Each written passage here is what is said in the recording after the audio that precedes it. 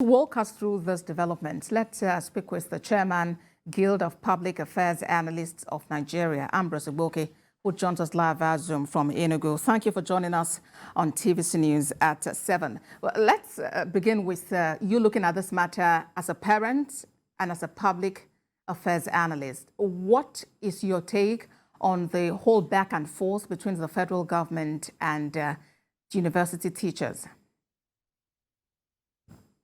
First of all, as a parent, I feel pained. My ward has been at home for the past 6 months. She's in final year. I was supposed to graduate.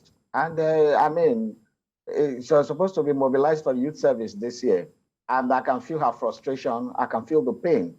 And that goes across so many other parents in Nigeria, where the public schools have been shut down for the past 6 months. This is not good. The last time we had, may this strike not beat the strike of that of June 12th struggle that Asuu joined NIDECO in those days. I remember in 1994, basically most schools didn't have admission. In fact, the university matriculation examination in 1994 was written in December of that year instead of April. This is, talking about almost 30 years ago, and we are having the same issues. That goes to show that is Nigeria making progress at all? Why will the same issues that affected us 30, 40 years ago cannot still be solved? That means there's a fundamental problem in the way we do things. And then why is the federal government, going to court now?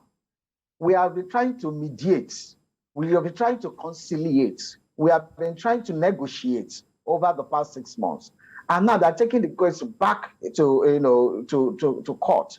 This shows a kind of inconsistency in the way we're doing things. What we'll be looking at for now is how do we make things solve the problem, not technicalities? Because the federal government is going into technicalities instead of looking for better ways to solve this problem.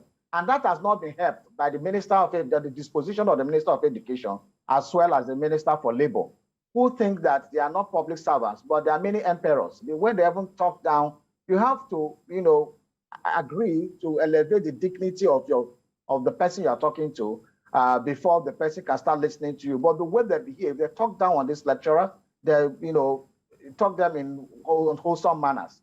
And one of the issues that have been causing this thing, the issue of IPPS, we are aware that the Accountant General of the Federation has also been kind of accused of tampering with it. So that also goes to show that the Asuu people were right when they were saying that their salaries were affected by the IPPS arrangement. All right, Mr. Igboke, but as it stands now, the matter has gone on to the court. And I think at the beginning, no one really envisaged it would come to this because the federal government was looking at alternative ways of resolving this issue. Here is where we are. How do you see this matter end? And just how soon do you see all of this end?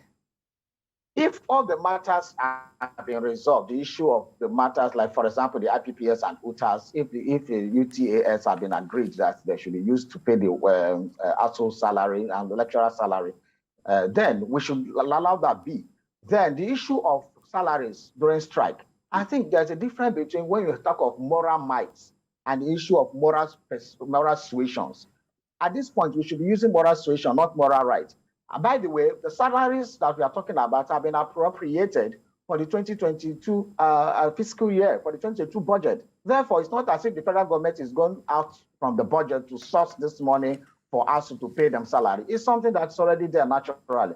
So they should just go ahead and pay the salary. We'll see how it turns out in the long run. I'm afraid that's much we'll be able to take. Chairman, Guild of Public Affairs Analysts of Nigeria, Ambrose Igboke, thank you for your time on TVC News at 7. Thank you for having me.